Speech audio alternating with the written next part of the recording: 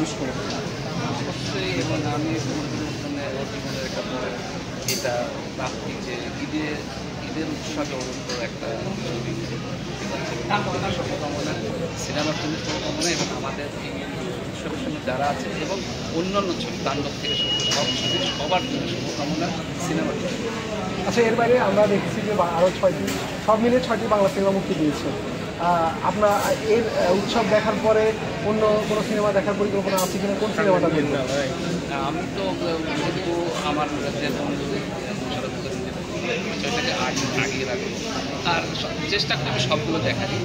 আর উৎসবের যেটা স্পেশাল বেশি ভালো লাগার এবং একটা ট্যাগলাইন যে ওদের দিয়েছে যে পরিবার ছাড়া দেখা নেই, সেটা একটা অসাধারণ ব্যাপার। এবং আমি মনে করি যে এখন একটা জোয়ার চলছে, একটা অন্য ধরনের অ্যাকশন মুভি যেটাকে বললাম, সেটা তার বাইরে গিয়ে উৎসব একটা চ্যালেঞ্জ দিয়েছে এই ফিল্মটা। এবং আমার ধারণা যে এই সময়ে একটা মাইল ফলো করা তৈরি করতে যাচ্ছে, এটা একদম নির্মল পরিচ্ছন্ন, একদম বিনোদনের একটা পরিবারের সবাইকে নিয়ে দেখার মধ্যে একটা ছবি ওরা তৈরি করছে। সেইটা ওদের স্পেশাল একটা ব্যাপার। আর আমি সব ছবিগুলি দেখার চেষ্টা করি, অলমোস্ট গত ঈদেও যতগুলো একটা বাদে মধ্যে সবগুলোই দেখার চেষ্টা করি। শাকিব খান আসলে সিনেমা, বাংলা সিনেমা ইন্ডাস্ট্রিতে দারুণ চমক দিয়ে যাচ্ছে কয়েক বছর ধরে।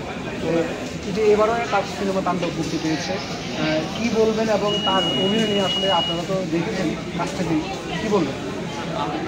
শাকিব খান আসলে আমাদের ইন্ডাস্ট্রির একদম নো ডাউট আইকন। তার নামে সিনেমা চলে, এটা একজন আর্টিস্টের বড় প্রাপ্তি। এটা সচরাচর এক যুগ, দুই যুগ বা আমি মনে করি 1 দশক 2 দশকে একজনই হয় যে এইরকম ক্রেজ যার জিনিসটা দীর্ঘদিন ধরে রেখেছে। নিঃসন্দেহে তার যদি ভিতরে কোনো কোয়ালিটি না থাকে, এটা তো মানে জোর করে দখলের ব্যাপার। ভক্তরা তার কেন সিনেমা দেখতে আসে, নিজে অবশ্যই তার সেই ম্যাজিক আছে, তার চাল চলন, তার অ্যাপিয়ারেন্স সব কিছু সেটা আছে জন্যই তার এখনও সে রাজ করে যাচ্ছে। এবং নিঃসন্দেহে শাকিব খান আসলে আমাদের বাংলা কমার্শিয়াল ছবি